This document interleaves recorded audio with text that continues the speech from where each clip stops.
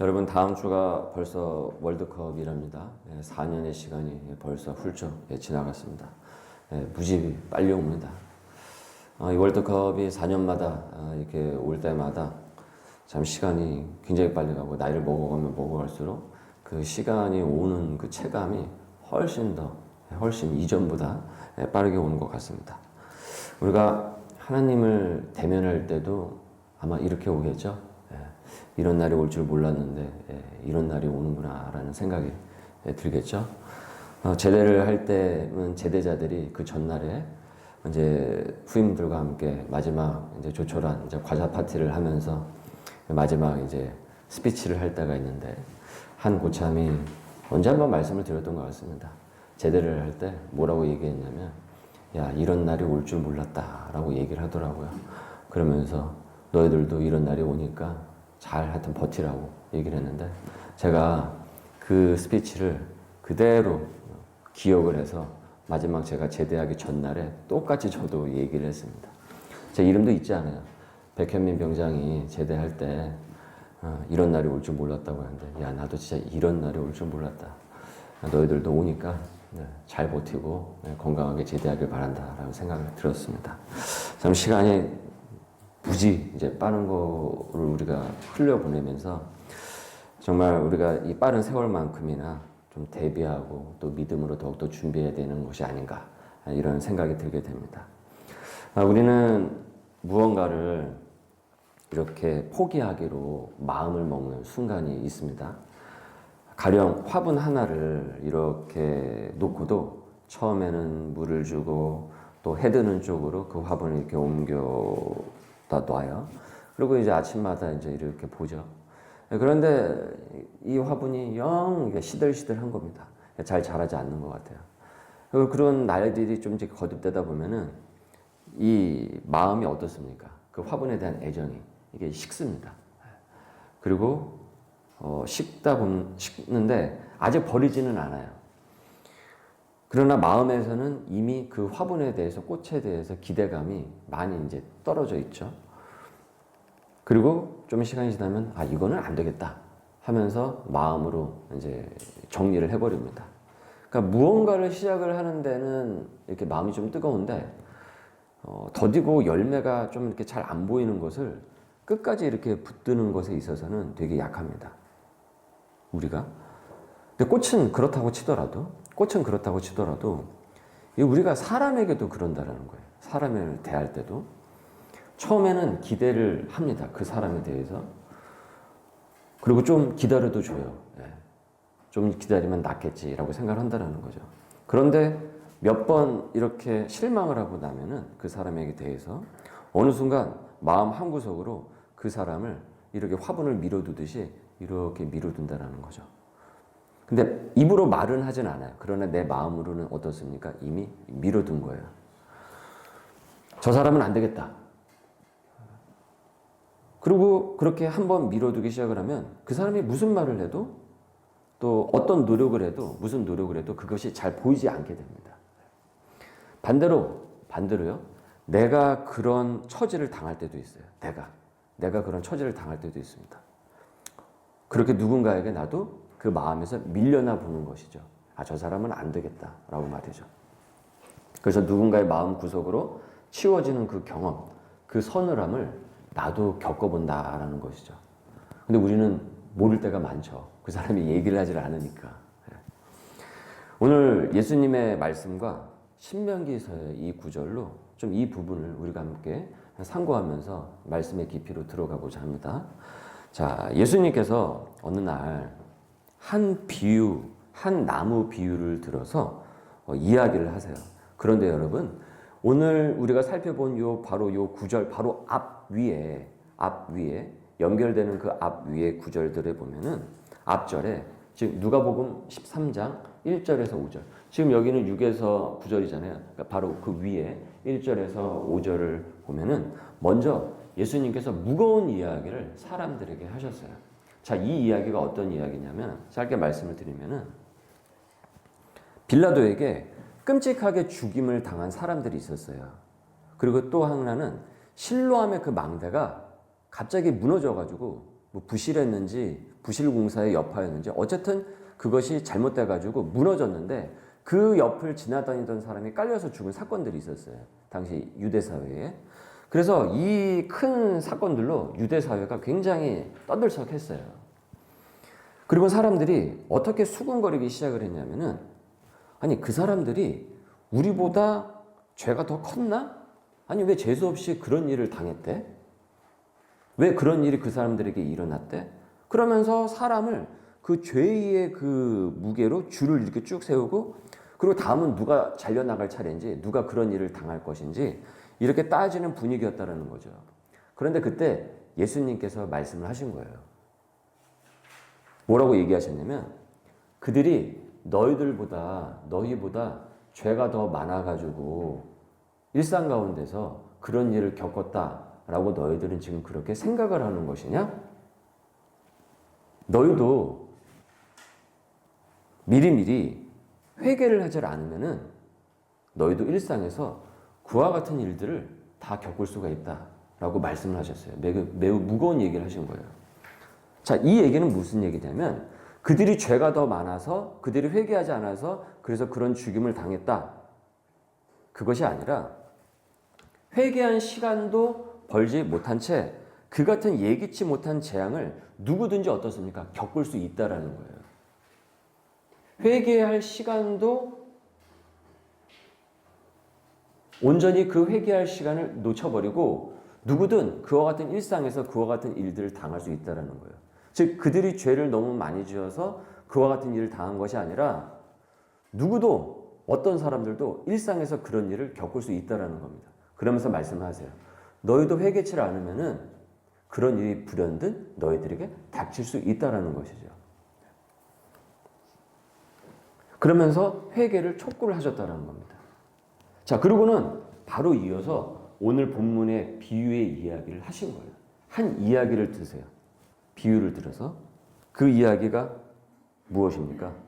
오늘 말씀에 이렇게 보니까 어떤 사람의 포도원에 무화과 나무 한 그루가 있었다는 거예요. 무화과 나무 한 그루가 주인이 열매를 이렇게 따러왔어요. 그 무화과를 그러니까 어느 정도 자랐으니까 열매를 따러온 거 아닙니까?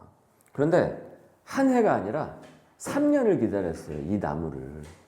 그런데 이 무화과 나무에 열매가 없어요. 열매가 열리질 않는 거예요.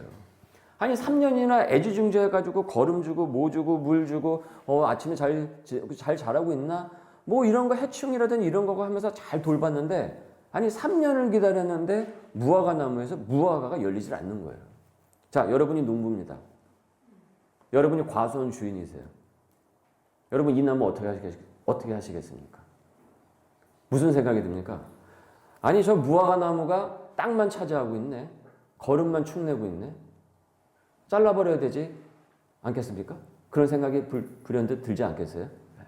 내 노력과 시간만 뺏어가고 땅만 차지하고 있는 것 아닙니까? 나한테 로스예요, 손해예요. 손실만 가져다 주는 나무를 뭐하러 키웁니까? 그래서 이렇게 얘기해요.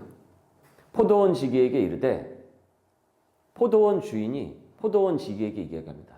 내가 3년을 와서 이 무화과에서 열매를 구하되 얻지 못하니 찍어버리라. 어찌 땅만 버리게 하겠느냐. 여러분 이 포도원 주인의 이 반응이 틀렸습니까? 당연한 겁니까? 당연한 거죠. 그렇게 생각할 수 있겠죠. 예수님이 이 비유를 들어서 이제 이야기를 이어가십니다. 자, 그런데 8절을 우리 한번 다 같이 읽습니다. 시작. 대답하여 이르되 주인이여 금년에도 그대로 두소서. 내가 두릅하고 거름을 줄이니 이후에 만일 열매가 열면 좋거니와 그렇지 않으면 찍어버리소서 하였다 하시니라. 여러분 이 주인이 잘못됐다라는 생각 드십니까? 그런 생각 드시지 않으시죠? 무화과 나무는 본래 이렇게 심잖아요. 그럼 바로 열리지는 않아요. 그런데 3년 정도가 되면은 이제는 열매가 열려도 될 때예요. 그런데 3년째가 됐는데도 기다릴 때까지 기다렸는데도 열리지 않은 거죠. 그러니까 주인은 무리한 요구를 한 것이 아닙니다. 충분히 기다렸고 정당했다라는 거예요. 찍어버리라는 것이. 우리의 마음속에도 늘 있는 목소리가 바로 이 주인의 목소리라는 거예요. 안 되면 어떻습니까? 정리를 하자라는 거죠. 정리. 쓸모없으면 베어버리자. 어찌 땅만 버리느냐. 우리는 이 목소리를 어떻게 얘기를 하냐면 효율이라고 부르고 현명함이라고 부르고 때로는 이제 결단을 해야 되겠다 하면서 결단이라고 부른다라는 거예요.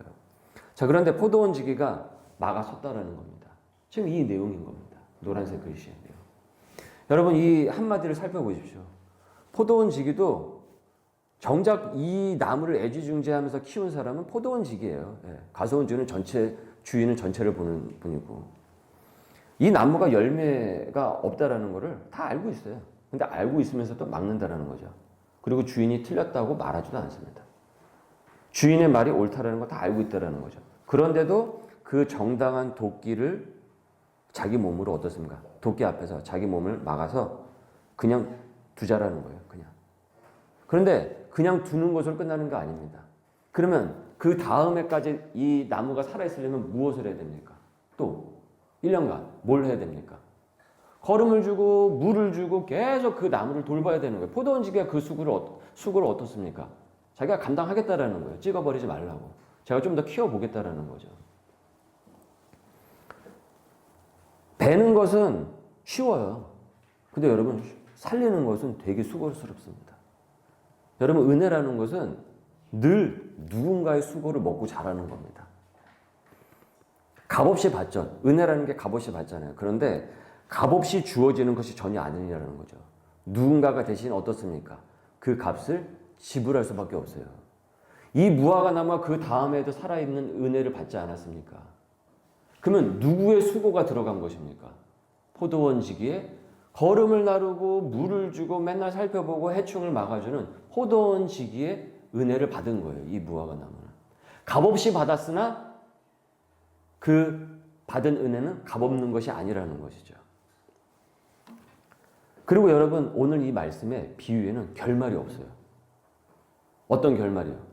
이 나무가 그렇게 해가지고 그 다음 해에 열매를 많이 풍성하게 열렸는지 아니면 열리지 않았는지 그 결론이 예수님께서 얘기를 하지 않으셨어요. 이 부분에 대해서. 여러분 왜 결말이 아직 쓰이지 않았을까요?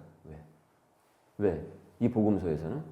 여러분 우리가 지금 이 한 해만 더 남겨주십시오 하면서 그 한복판에 너희들이 서 있다라는 얘기를 예수님께서 하고 계신 거예요. 지금 이 얘기를. 실로암 망대 사건을 통해서 그 다음에 얘기를 하신 거라고요. 너희들이 바로 지금 그렇게 서 있는 사람이다. 지금 그 은혜로 너희들이 붙어있는 나무라는 것이죠. 즉 이 나무가 우리라는 겁니다. 저와 여러분이라는 겁니다. 내가 오늘 살아있는 것이 내가 오늘 이렇게 살아가는 것이 바로 그 은혜를 내가 받았다라는 겁니다. 이 나무처럼 말이죠. 여기서 여러분 과수원 주인은 하나님입니다. 그리고 포도원 지기는 바로 예수님을 비유하고 있습니다. 회개치 않고 도무지 열매도 맺지 못하는 너희 나무들은 하나님의 진노를 받아야만 마땅했지만은 포도원 지기가 되는 예수 그리스도의 중보로 말미암아 너희 나무들은 여전히 금년에도 찍히지 않고 서 있다라는 거예요. 그러면서 이 내용이 이야기가 그 앞 구절에 대한 심각한 내용 이어서 이 나무의 비유의 이야기가 나오고 있다는 거죠. 바로 너희가 그 사람이다. 아니 왜 저렇게 빌라도에게 저렇게 죽임을 당했대? 아니 실로암 망대가 아니 어떻게 거길 지나가다가 무너져가지고 그렇게 죽을 수가 있어? 아니야. 너희들은 그들이 죄가 더 많아서 그랬다고 생각하지 그것이 아니다. 이 나무의 비유를 들어서 얘기하고 있는 겁니다. 지금 너희가 오늘 어떻습니까? 그 은혜를 받은 사람이라는 것이죠. 여러분 이 이야기의 비유를 들어서 그 자리에 있던 이들에게 이렇게 말씀을 한 겁니다.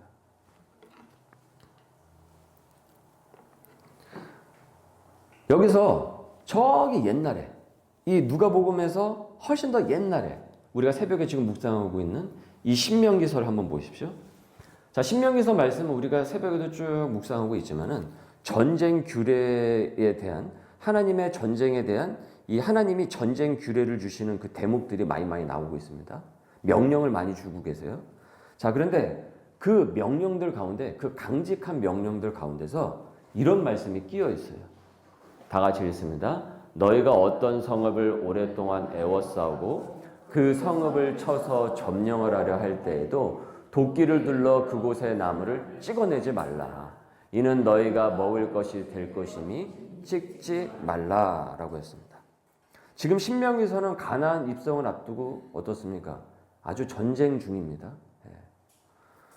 고대 전쟁에서요, 적의 그 과수 있지 않습니까? 나무하고 풀 모든 거 있지 않습니까? 밭.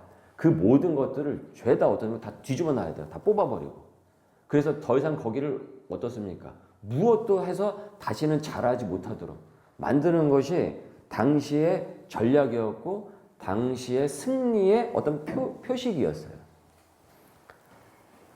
그러니까 적을 굶겨 무너뜨리면 그 땅에 나무부터 베는 것이 상식이었다는 거죠. 자, 그런 시대에 하나님은 전쟁의 지금 이 한복판에서 어떻습니까?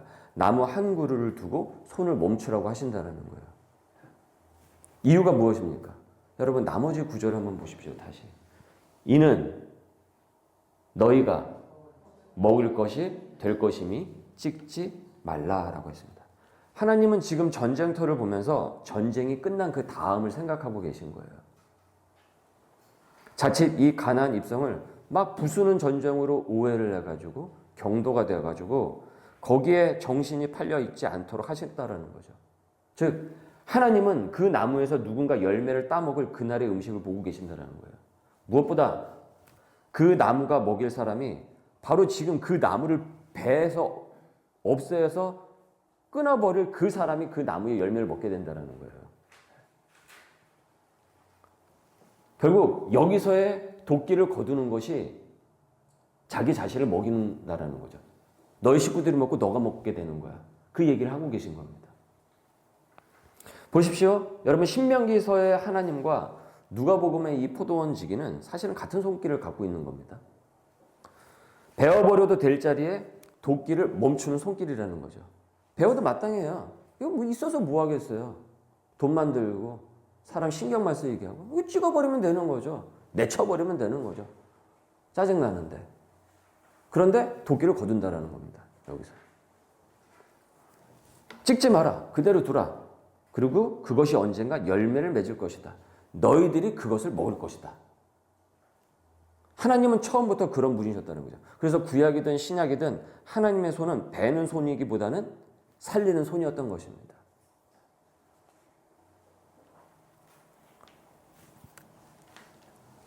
제가 조금 다른 이야기를 한번 해보겠습니다. 요즘 우리나라가 무엇으로 뜨겁습니까? 우리나라 경제가 무엇으로 뜨겁습니까? 아니, 그 얘기가 아니라 무엇으로 뜨겁습니까? 반도체로 뜨겁죠. 지금 주식 얘기하자는 것이 아니라 바로 주식 얘기가 튀어나오십니다.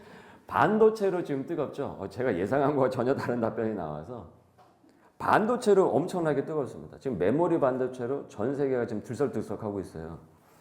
근데 여러분 기억하십니까? 불과 작년만 하더라도 분위기가 정반대였어요. 삼성전자 이제 끝났다, 망했다. 완전 그것이 뉴스에 도배가 되는 그런 때였어요. 사람들이 이구동성으로. 제가 작년에 그 설교 중에 그 얘기를 슬쩍 한 적이 있습니다. 뭐 어떤 말씀의 내용을 전하다가 예로 한번 슬쩍 든 적이 있어요. 지금 다들 삼성 망한다고 얘기를 하는데 글쎄요, 내년이 되면은 그건 어떻게 될지 그것도 모르는 것입니다. 라고 제가 설교 중에 말씀을 드린 적이 있어요. 그런데 정말로 그렇게 됐습니다. 제가 본의 아니게 예언을 해버린 거예요. 근데 여러분, 제가 뭘 알고 제가 그거를 알겠습니까? 제가 반도체를 제가 어떻게 알겠습니까? 저는 그저 언론과 사람들이 끝났다라고 끝났다라고 이렇게 몸박은 것 중에 끝이 아닌 경우도 너무 많이 봐가지고 그래서 그렇게 해서 말씀을 드렸던 것 뿐이에요. 같이 하이닉스라는 회사가 있죠.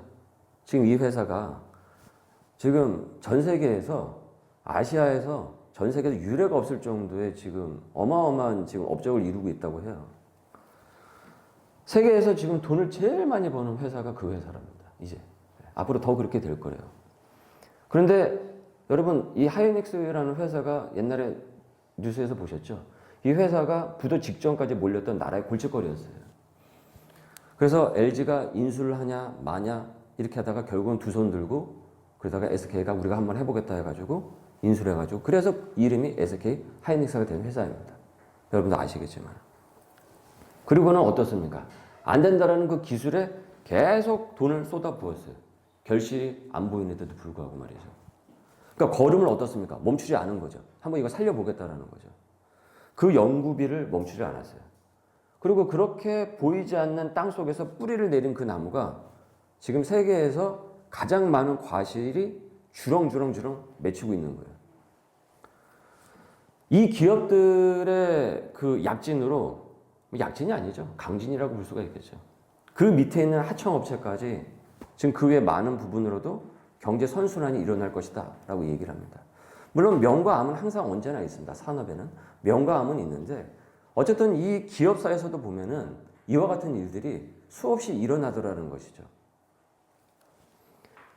사람이 끝났다. 다 끝났어. 망했어. 라고 선언한 바로 그 자리에서 그런 일들이 벌어지는 경우가 있더라는 겁니다. 우리 세상사에서도 보니까. 여러분, 하물며 주님이 손수 보고 계시고 성령께서 손수 돌보고 계시고 말할 수 없는 탄식으로 언제나 주시하고 계신 그 한 사람이 망할 수 있겠습니까? 사람이 뭐라고 한다고 할지라도 만약에 하나님의 손이 그 사람을 붙들고 있다고 한다면, 포도원지기의 손이 그 일을 붙들고 있다고 한다면, 그 공동체를 붙들고 있다고 한다면, 그 가정을 붙들고 있다고 한다면은 사람들이 뭐라고 얘기를 하든 말든 간에 주님이 키우시다고 한다면 그것이 폭삭 주저앉고 망할 수가 있겠냐라는 거예요. 신명기서가 사실 그거 얘기하고 있는 겁니다. 그 하나님의 언약 약속을 얘기하고 있는 겁니다. 사람의 판정이 끝이 아닙니다. 하나님이 끝났다고 해야지 그게 끝난 것입니다. 세상이 뭐라고 하더라도 주님이 자라는 나무다라고 하면 자라는 것입니다. 일어나는 겁니다. 열매를 맺게 되는 겁니다. 내 눈에 성이 안 찰 뿐인 것이죠. 여러분, 야곱의 가정을 생각을 해보세요. 야곱의 가정은 콩가루 가정이었습니다. 다윗의 가정도 생각해 보십시오. 다윗의 가정도 콩가루 가정이었습니다. 여러분, 초대교회를 보십시오. 우리가 초대교회처럼 돌아가자, 초대교회로 돌아가자 이런 구호가 많이 있었죠, 한국교회. 근데 실상 초대교회 중에 고린도 교회를 여러분 보십시오. 고린도 교회가 어떤 교회였습니까? 콩가루 교회였습니다. 이 교회가 여러분 얼마나 콩가루였는지 한번 들어보세요. 교회 내에서 지독한 파벌 싸움이 일어났어요. 너는 예수파냐? 너는 그리스도파냐? 너는 바울파냐? 하면서 서로 간의 그 파벌 싸움이 어마어마하게 심했습니다. 교회 내에서 말이죠. 그리고 성적인 타락이 있었어요. 말에 담지도 못한. 그리고 교인들끼리 고소를 막 합니다. 그리고 또 방언하고 예언 은사 받았다는 사람들이 막 서로 막 자랑을 하기 시작하고 막 그거를 막 내가 하나님한테 은혜를 더 많이, 하나님은 나를 더 사랑하면서 이렇게 해버려가지고 교회가 공동체가 혼란스러워지고 예배가 혼란스러워지기 시작을 했어요. 그리고 부활을 또 어떻게 믿냐고 하면서 부활을 또 대놓고 막 틀렸다고 하면서 막 그거 갖고 얘기하는 사람들도 교회 안에 있었다니까요. 심지어 사도 바울을 보고 뭐라고 했냐면, 아니 사도가 돼가지고 저렇게 설교도 못한다고, 그래가지고 설교 갖고 사도 바울의 설교 갖고 그렇게 흉을 잡고 그랬어요. 내가 말에는 조라나 내가 지식에는 그렇지 아니하니, 그 얘기가 나오지 않습니까? 바울이 변호라는 장면이 나오잖아요. 그러니까 아마 그날 뭐 사도 바울 선생님도 그 설교를 죽을 쓴 날이 있었나 봐요. 그래서 설교자들 많이 위로를 얻죠. 사도 바울 선생님도 그랬는데. 그러니까 여하튼 이렇게 보면은 콩가루 종합 선물 세트가 고린도 교회였다라는 거예요. 그러면 여러분, 이 교회가 존재해야 될 이유가 있습니까? 없습니까? 없는 거죠. 나무를 찍어서 없애는 게, 차라리 그 자리에 다른 걸 세우든지 하나님께서.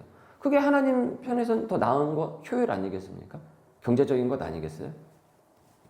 그런데 놀랍게도 이 문제 많은 교회 이야기가 되레 영적 유산을 주고 있습니다. 어떤 영적 유산을 주고 있습니까? 하나님께서 바울로 하여금 이 교회를 향해서 서신을 2번이나 보내게 하신 거예요.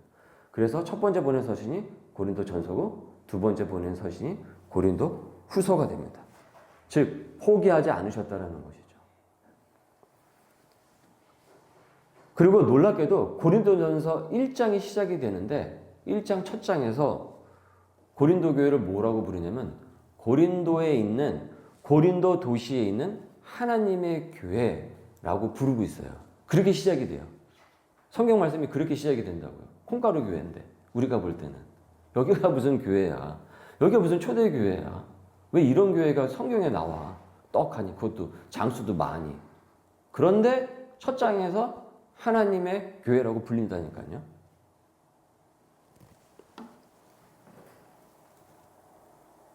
그대로 두소서 내가 두릅하고 걸음을 주겠다. 여러분 고린도 전후서가 그 걸음을 기록을 하고 있는 것입니다. 그 걸음을. 여러분 여기서 우리의 시야가 바뀌어야 됩니다. 우리의 세계관이 사람을 볼 때, 무엇을 볼 때, 이 세상을 볼 때 여기서 바뀌게 되는 겁니다.